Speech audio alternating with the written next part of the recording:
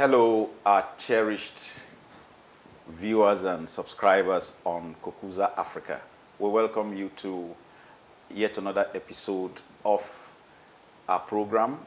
And on this program today, we will be looking very closely at changing the African narratives through the attainment of some specific sustainable development goals.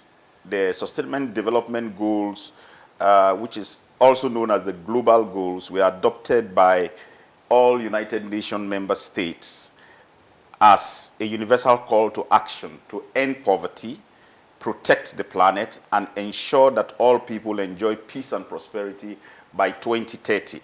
So on today's episode, we're going to be looking very closely at the Social Development Goal 2, which is about food and nutrition security, the Social Development Goal 4, which is about education for all, and the Social Development Goal 6, which is for water and sanitation.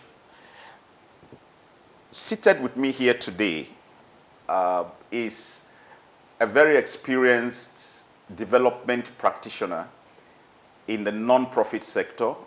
He runs a non-governmental organization in the northern region of Ghana, actually based in Tamale. He is Alhaji Sulemana Abdul Karim. You're welcome, Alhaji, to this program. And it's a great joy having you with us because, having seen your work, in the sector, especially in the northern region, for a little while, I am really glad to have you here, to speak specifically about the attainment of some of the social development goals. In Kukuza Africa, or rather on this program, our mandate is basically, to change the African narratives, to change the African story, by providing credible information, researched data, and all we intend to do by bringing all this together is also to influence the formulation and development of policy across the sub-Saharan African states. So you're welcome to this program, Alhaji. Thank you it's very nice much, having you. Mr. Reva. Yeah. I don't know how to express my joy of being here. It's a big opportunity for me to showcase our organization, a local NGO based in the northern region of Ghana, as you mentioned. Yes, in fact, it is called BIDO Ghana. BIDO Ghana is a local NGO registered under the Companies Code 1963 by the Register General Department of Ghana and incorporated as a non-profit organization. It was established in the year 2000.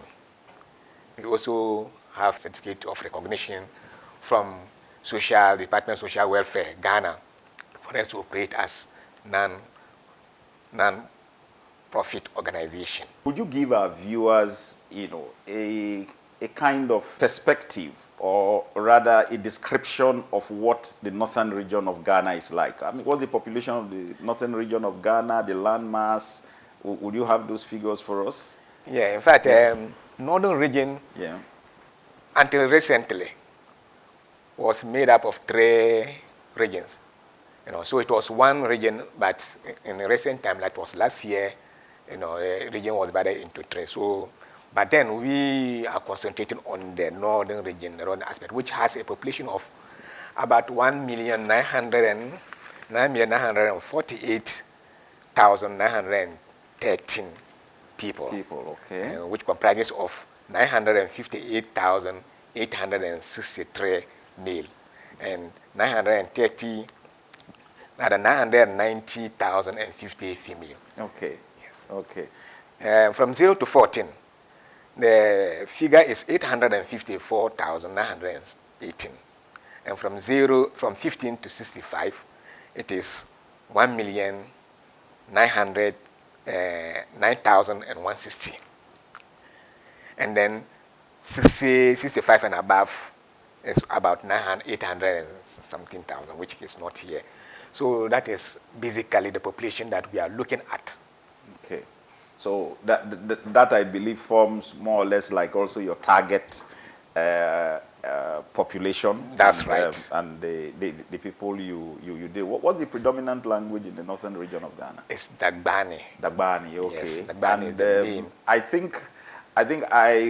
What we are wearing incidentally is a northern dress, I believe. That's right. Yes. So what do you call this? the smoke, we call it Bengma okay. in Dagbani. Yeah. So the smoke is actually the main dress. Yes. Over there, and people feel more comfortable when they are in it because they look more local and traditional. All right. All right. Yes. I mean, I got mine, close to about 16 years ago, and it's still so good, wearing it.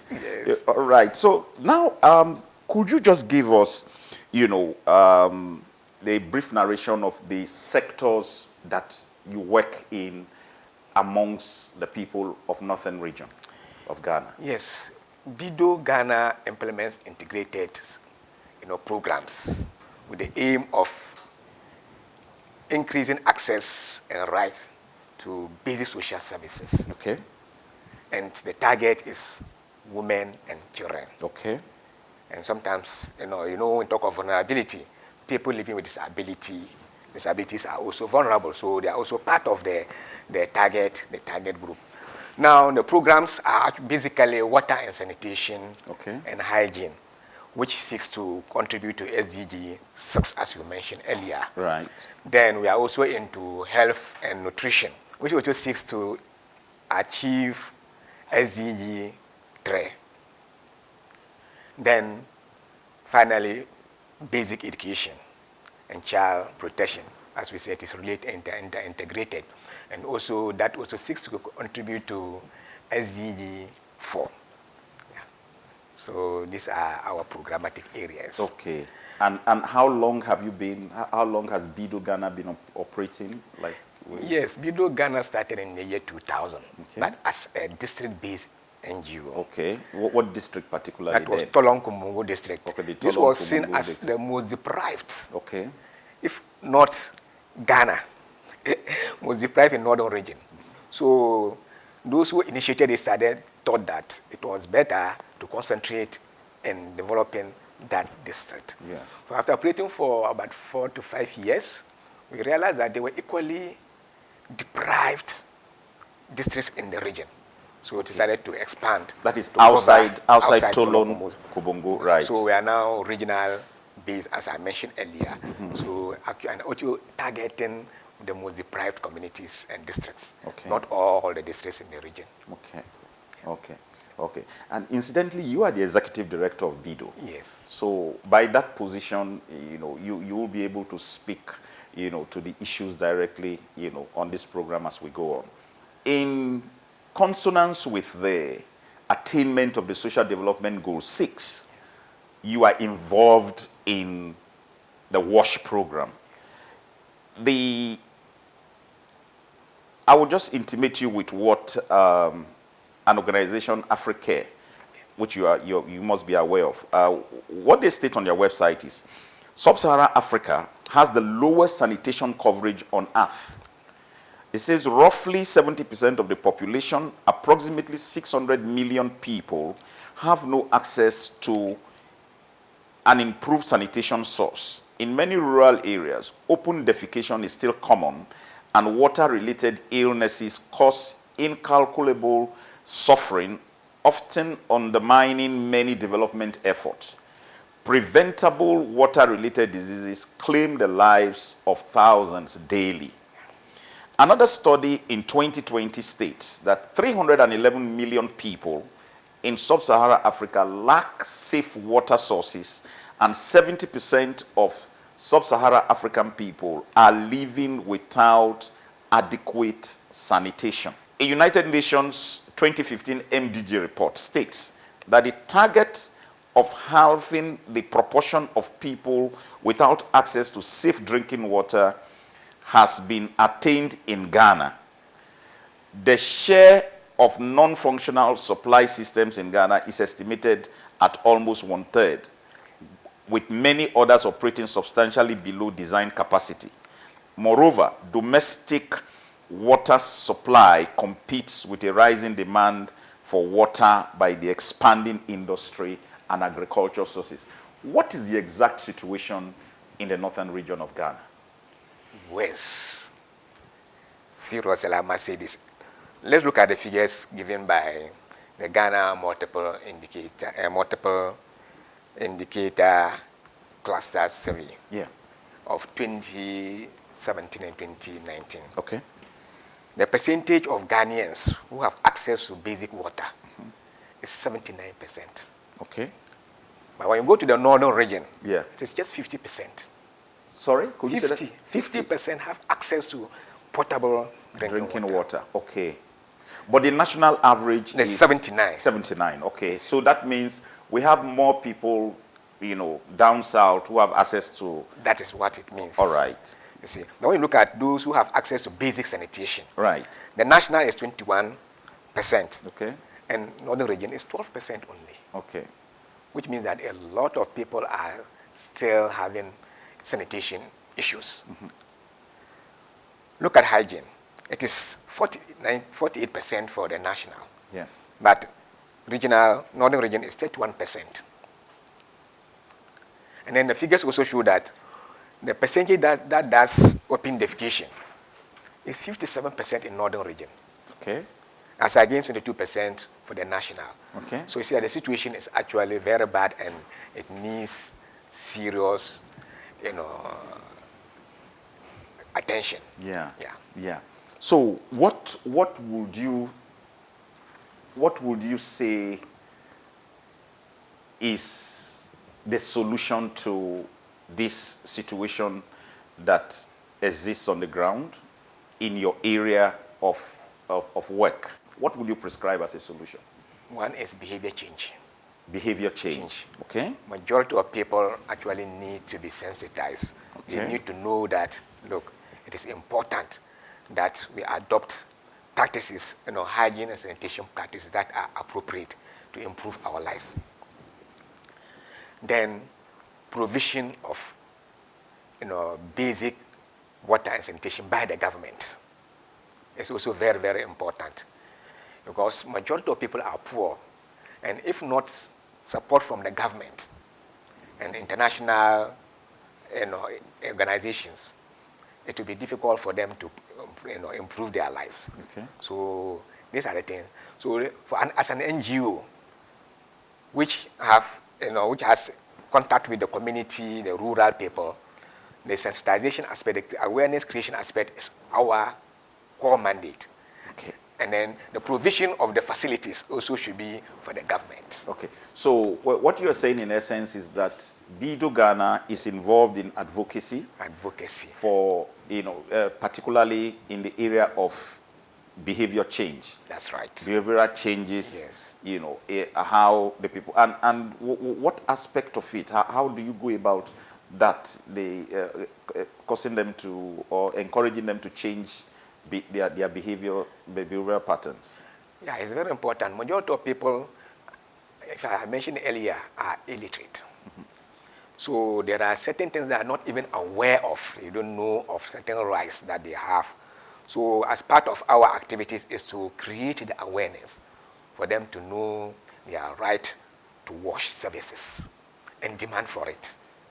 So in the process, we organize, we deal with wash structures at the community level, such as community water and water and sanitation management teams.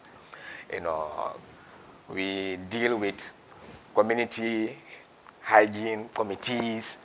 We deal with influencers such as volunteers, chiefs and elders. So we organize them, create the awareness, and support them to plan and also implement water and sanitation projects, and also demand for their right to social services. Yeah. So that's how we go about the advocacy aspect. And also part of the behavior change communication is to promote the use of household toilets rather than doing open defecation. Right. So you do an educational drive, so to say. That's right. Okay. Including hand washing with soap. Yeah. at regular intervals. Yeah, to reduce communicable diseases. Communicable diseases, Yeah. yes. So Okay. Okay. Now, you made mention of the second aspect, which you said is provision by government. What exactly would you require government to do for you in the northern region? The best water supply should be the pipe system. Okay. But there are a lot of challenges with the rivers and how to get the water to the system. Okay. So, but most of the communities have underground water. Okay. So we always encourage that borehole drilling or boreholes for communities is perfect. Yeah. And a situation where a borehole cannot be drilled and then you can get hand dug well fitted with hand pump, okay, then that's also okay. So these are the things that we... Now, you look at, in terms of toilets, sanitation, we discourage public toilets because the problems with open defecation are the same with public toilets. So we encourage that community households should own their own toilet and use it. Okay. So with that, it's with the head of household that has to ensure that they have it. Now, when you go to institutions like schools, health facilities, it is the mandate of the government to provide institutional latrines. Okay. So these are the areas. Yeah. Because I am of the understanding that it would be a wonderful thing if communities actually, come together and, provide boreholes for themselves, especially in areas where pipe-borne water has still not more or less, got into those places, maybe because of distance or because of, infrastructural, deficiencies. I think that at a certain point, communities should also think of, coming together and putting, those boreholes in place, to reduce the issues of not having potable water. Or what do you think of that? Yes, that is the perfect situation. Yeah. But poverty rates in the northern region is so high that they cannot do it. The cost involved in drilling a borehole is so much for a community. No matter how they come together to contribute, they will not be able to, to afford the drilling of a borehole. So essentially, one of the needs of the requirements in the northern region, is the provision of boreholes and, and dug well with hand pumps. Yes. And these boreholes, are they solar boreholes, solar-powered boreholes, or they are manual? Yeah, some organizations such as Water Aid, Well Vision, have provided such facilities to the communities. Yeah. And in most cases, it's the solar. Yes. Because when you use electricity, the cost also will be there, because at the end of the month, they have to pay. Yeah. And where they are not able to pay, it can lead to, dysfunctioning of the borehole. Yeah. So solar is always the best. The only operational cost will be, maintaining the place and ensuring that wherever the borehole is, it is well maintained. Okay. So it's solar that we always encourage communities to have. Okay. And also, sponsors should also look at the solar aspect, which is the best for our communities. Wonderful, wonderful. Alhaji Sulemana, it's good to know that you are involved in the advocacy for behavioral change amongst the people of northern Ghana, because in my understanding, that is actually the place to start. When our people know the right thing to do and change to it, when they get assistance or contributions or help from local and foreign sources, or even the input of government, they will know how to handle those implements that are handed over to them. We'll just take a short break, and then we'll come back and look at the SDG Goal 2, how BIDO is also approaching its work in that sector. Viewers will join you shortly. Welcome back to the program.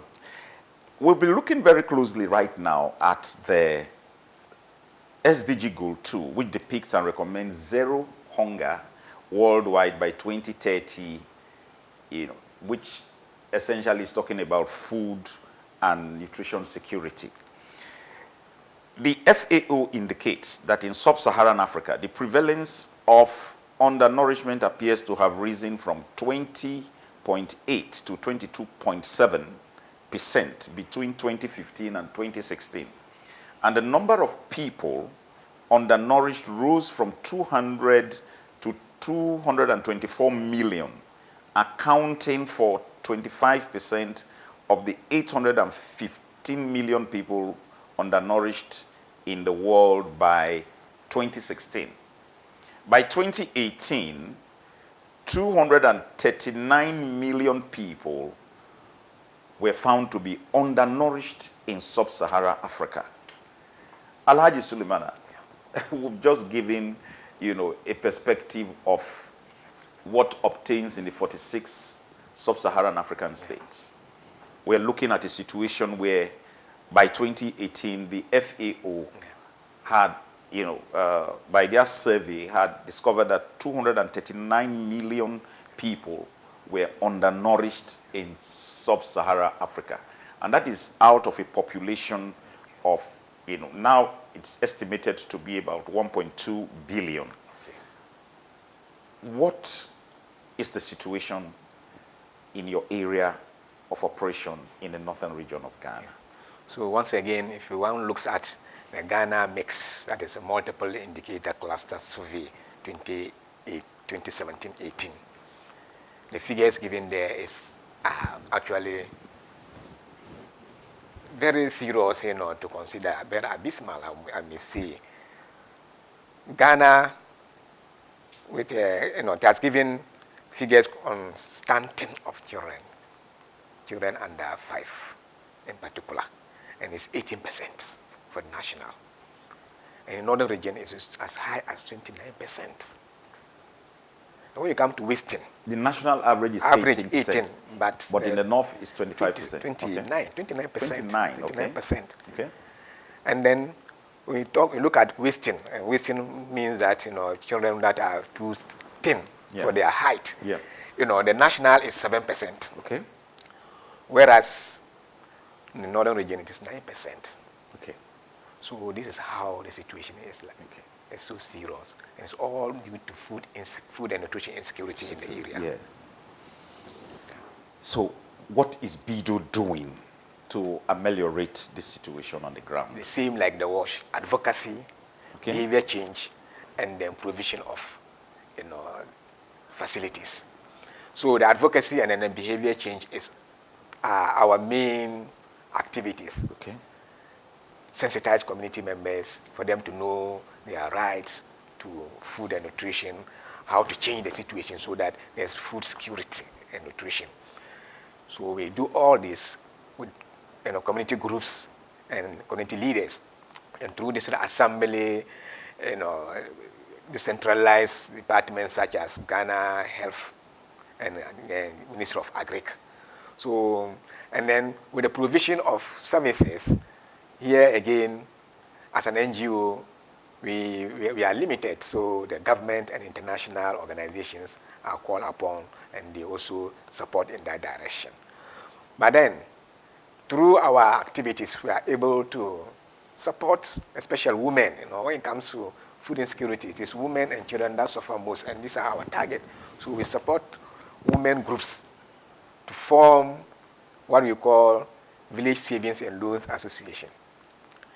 This is a community-based, savings, where community members they do their own savings, keep their own monies, and give themselves loans. And at the end of the year, we call it a VSLA cycle, where all the monies that have been saved and the interest that have been accrued on the loans that they have distributed themselves are brought together, and they share they make what we call share out, share to themselves what they have contributed, for them to have money or income to either start new business or expand whatever businesses that they are doing. Now, let me ask you this. These businesses, are they predominantly agric businesses or they are businesses in other sectors? Predominantly agric. You know, the value chain, what we call value chain. There are those who do actual farming in the farm. And there are those who process things like groundnut, share nut, and then all other cereals that you know of, rice, groundnut, and so on and so forth. So these are the things that they are in doing petty trading. And with the VSLA, they are able to increase their income, their capital base to improve their businesses. You mentioned that BIDO provides implements. Yes. What type of implements do you provide to ensure food security? Yes, on ourselves we cannot provide directly. So through international organizations and even embassies, we are able to provide to communities and special women groups, power tillers, okay, and then pumping machines for irrigation, and also sometimes fertilizer. Okay. So these are some of the equipment and materials that we support them with. And actually all of this is to improve their nutrition levels. Yeah. And it's, most of the communities that you go, you get improved. You get impressed about what we are doing there, to the extent that the women groups, we have been able to get fund and support from French embassy, where women groups are given improved livestock for them to breed, community-based breeding. Now, let me interject a bit, yes. Alhaji Sulemana. Yes. I think I've mentioned this to you a couple of times, that yes, flying over the northern region, yes, of Ghana, especially approaching Tamale, yes, you see this wide expanse of land, what seems to me like arable land, is by the roadside. So what are the limitations, or what is it you can immediately say is restricting the full exploitation of this natural resource? So as I mentioned earlier, poverty levels, okay, are so high that whatever plans people have, they are not able to implement, because they need income. They need money to be able to acquire the necessary equipment and materials. So would you say the northern region will require investors in agric? Zero, and to that, we as an organization have acquired more than 100 acres of land, okay, arable land. Okay. Are you farming it? We want to. Okay. We want to. We acquired it last year. And what are your constraints? Why are you not farming them? Lack of equipment. Lack of equipment? Yes, what lack else? of implement. Okay. So that is just what. What kind of equipment are you looking at? Tractors. Tractors. Tractors, and also power, power tillers, okay, as well as solar, pumping machines. So what you're saying in essence is that, yes, at the present time and situation, you don't have the resources to do that. You don't have the resources. And that more or less is like a similar story in many other places and organizations in the northern region, as it were. That's all right. Now let us look at the SDG Goal 3, which, okay, recommends good family and child health by 2030. Yes. The United Nations report says that every year, 4.4 million children, including 1.2 million newborns, yes, and 265,000 mothers die in sub-Saharan Africa. Now, this amounts to 13,000 deaths per day, or almost 9 deaths every minute. Sub-Saharan Africa has half of the world's maternal, newborn, and child deaths. Half of the world's maternal deaths occur in sub-Saharan Africa, and 45% of global infant mortalities occur in sub-Saharan Africa. This is the average across sub-Saharan Africa. What obtains in the northern region of Ghana? I'll just give you the figures for under 5, okay, mortality, and also maternal mortality rates. In Ghana, it is 46.2 per 1,000, live births, okay, for under 5. Okay. You know the number in Northern region, 111 per 1,000. That is serious. 111 per 1,000. Per 1,000 live deaths. 111, deaths. At birth. Under 5. Under 5. Yeah. 111 per 1,000. Per 1,000. And what is the cause of that, if I may ask? So many causes, and it's the reason why we are there. There are a lot of deaths that are not done under scale, in the hospitals. Okay. Most of the women do not, they don't visit antenatal, care. Okay. Antenatal centers, let me put it. And the problems with, sanitation and then hygiene, water, as we mentioned. That's why we're talking about integration. Yes. So all of these account to that. Yeah. So children die very early, under 5 years. Yeah. Well, as bleak as the situation across sub-Saharan Africa is, when we bring a lot of these close to us home, we actually feel the impact of it. And my question at this point will be, what is BIDO doing in its capacity as a non-governmental organization to address the attainment of the SDG Goal 3, which recommends good and family health for all by 2030? We are just 10 years away from the attainment point. We are seriously embarking on on routine immunization for children under 5 years, and also for mothers, pregnant women. Recently, polio has been a thing of the past for more than 10 years. We never heard of it in Ghana, but only last year it came back. So UNICEF. And why did that happen? Environmental sanitation. Sanitation, okay. Problem. So UNICEF engaged BIDO and other organizations to do promotion, to do polio campaign in the whole of northern region, as well as the other northern regions, in Ghana. So we also encourage women to ensure that they visit hospital and also give birth in the hospital instead of at home. So again, you are strong in advocacy, yes, in this area, yeah, for child and female health. Yes. And you go around the communities to educate them, yeah, to teach them, yes, the safe health practices. That's right. Yes. So, and also in terms of direct service provision, we are able to get funding from organizations such as UNICEF, okay, and SMV, okay, to support communities that have no health facilities at all. Okay. Okay.